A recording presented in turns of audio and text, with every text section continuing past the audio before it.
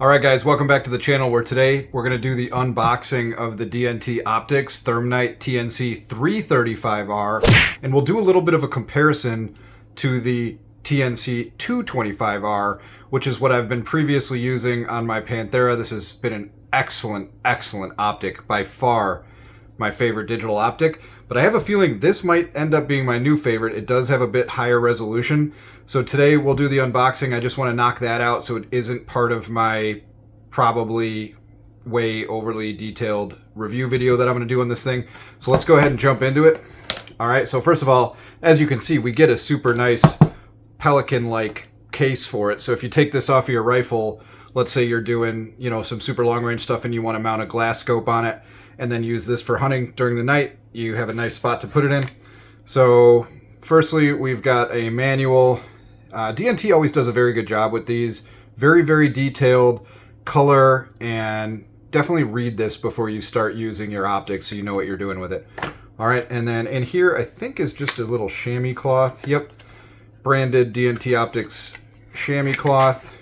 All right, and you know what? Let's go scope first since that's what you guys want to see. So here's the 335R. Of course, this doesn't have a rail mounted on it yet. And here's the 225R.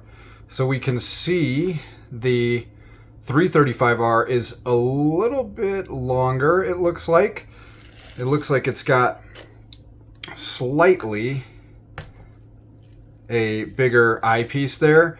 And then where we notice some weight reductions are the laser rangefinder module is much smaller on the 335.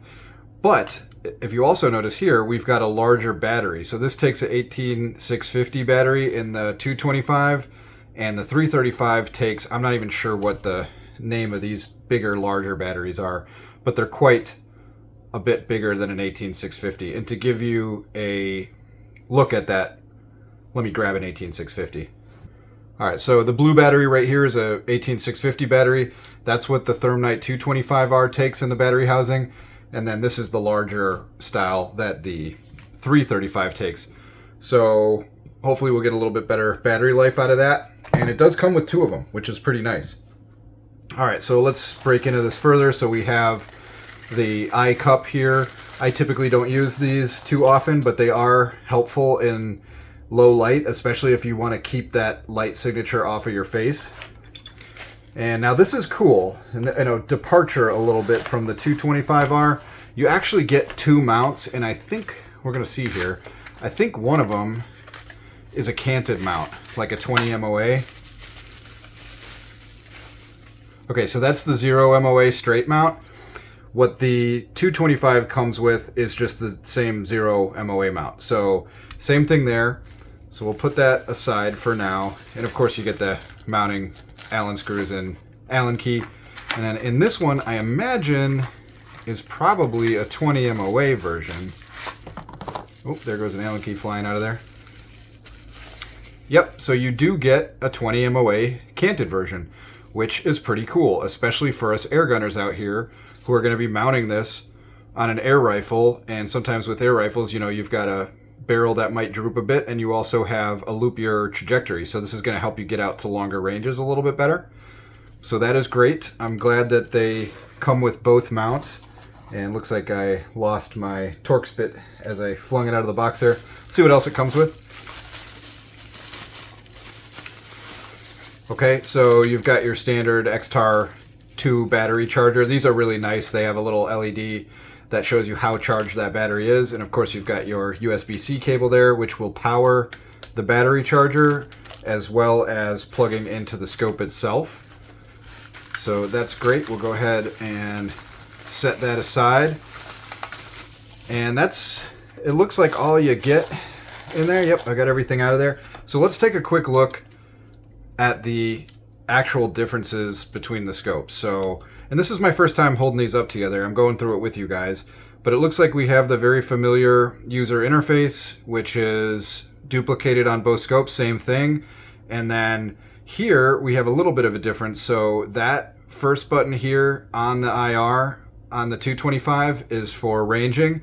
It looks like they've flattened those out a bit, so still the same functionality And then this back button here on both units is to switch between thermal and optical, which is pretty cool.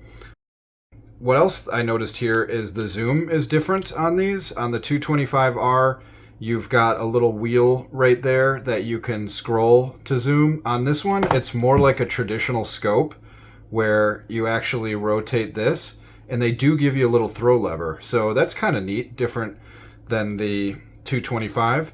And then it looks like on the 335 here, if we look at the optical part, they do give you a bit of a sunshade on this one.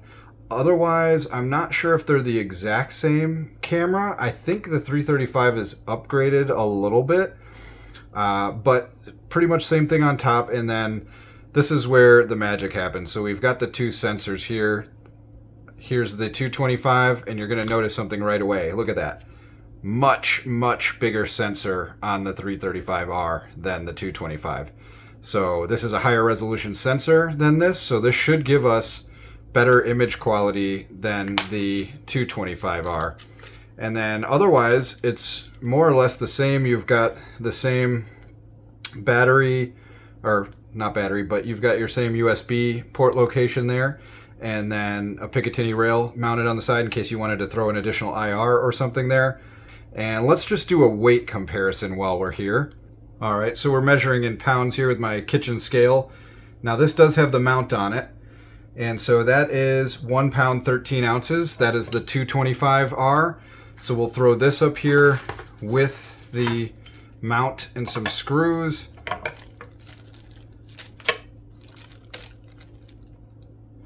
All right, so that weighs just 2 ounces more than the 225R.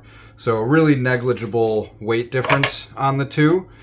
And I think that's it. That's your unboxing. That's what you get with the 335R. And I am really excited to take this unit out in the field. With the 225R, I have clapped a number of varmints with this thing, including a big old coyote, which I actually got on film, and I do have a separate video on the channel with this, so check that out. But this one, I should be able to get even better resolution on the thermal and potentially on the optical that I've gotten with this, and I've been super happy with this. So that's going to be awesome to test out.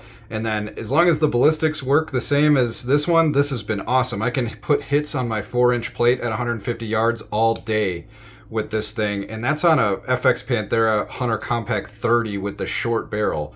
So that's pretty impressive performance out of the gun, but also to be able to calculate that loopy trajectory with the onboard ballistics is excellent. So kind of cool that they minimized the rangefinder there. It all looks very sleek. So I am very much looking forward to testing this out. I will have a full review of this optic, as I think we're up to part 6 on my Are You Afraid of the Dark series. So after I get to know this for a little while and collect some footage, expect a full review on the channel. So thanks for watching the unboxing, and stay tuned for the full-length review on this guy. Cheers, guys. Peace.